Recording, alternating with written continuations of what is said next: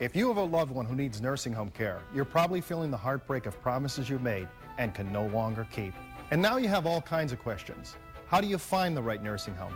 How do you get good care? And how do you pay for it without going broke?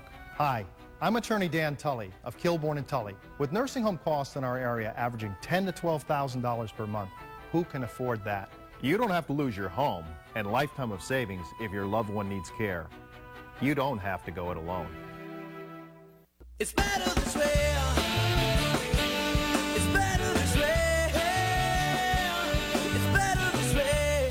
Kilbourne and Tully, they are a great law firm here in the state of Connecticut, and Dan Tully was kind enough to join us today. Good to see you. And Barry, I want to thank you for joining us today, too. Barry's got a little bit of a story. Your wife started showing signs of Alzheimer's, and that's the topic of conversation today, about 12 years ago. Right. What were the beginning symptoms, Barry, that you noticed? The normal ones that you think of is forgetfulness, not remembering how to cook, Right. to prepare meals, losing your way, just the simple things. And in 12 years, your wife went from just little forgetful things to now she's completely at 100% has to be cared for and in a facility. She can no longer do anything herself. She has to be lifted out of bed. She has to be fed. She has to be put to bed. I mean, she has no And Dan, control. you call it the disease that's dying twice, because you die once while forgetting everything. It's like you've lost your loved one twice. Once you lose your loved one to the disease, where they no longer recognize you. And the second step is when you naturally pass away. And unfortunately, Barry's been through the 7 steps, this booklet we've prepared on how to address these issues, both legally, financially, and how to prepare yourself. Barry went to many different Alzheimer's support groups. He found out about different ways in which he could address this issue.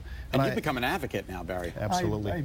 You gain by experience. Right. I had no experience when she came on with the disease because my family's history has been heart or cancer. Exactly. So I had no knowledge of Alzheimer's. Can at we all. quickly go through the steps? Absolutely. All right, so the first one is to become informed. You want to become informed about the disease itself. And one of the ways in which people can become informed is call in. We've got a free booklet all about this, all about the different things you need to do for how to prepare yourself if your loved one has Alzheimer's. One thing you have to do, Scott, is not just put on a happy face and say there's no problems. Right. There are problems. If your loved one's getting forgetful, you can get a lot of good free information. That's what Barry did.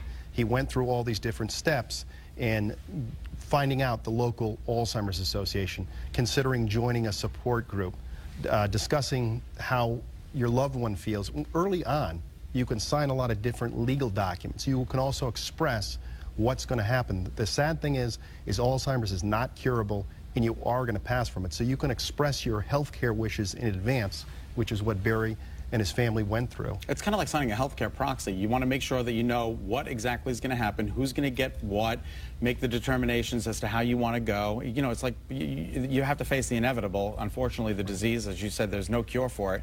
And you've put together this nine-point program, which is absolutely free to anybody who will call or email. Absolutely. Not only is it free for that, if their loved one is going through this, we give out a free consultation so that they can try to address these things.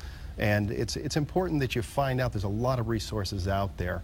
And you want to make sure that you're dealing with a doctor who has experience with Alzheimer's, and also you're dealing with attorneys that have experience with Exactly. Alzheimer's. Barry, did you go?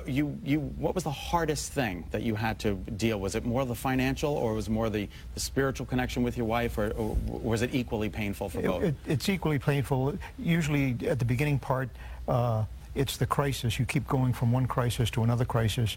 At first, you're just trying to take care of the person. Then the business part of it, the legal and all of the other aspects filter in. And then at the last stage where my wife finally had to be committed to an institution, it's the loss of her. Right. You know, I took care of her for 8.5 years. How long have you been married? We've been married, and next week it'll be 51 years. Yeah, that's tough. So you take care of them, and you lose your identity because you're solely taking care of a person. I like step number 9, Dan. It's relax. What does that mean? How are you trying to relax? When you've done everything you possibly can, and you've been through the process, and this is the step that Barry's in now. He told me before that he held her home for so long, and it was so admirable, but once he finally had her placed, he realized that other folks could provide better care.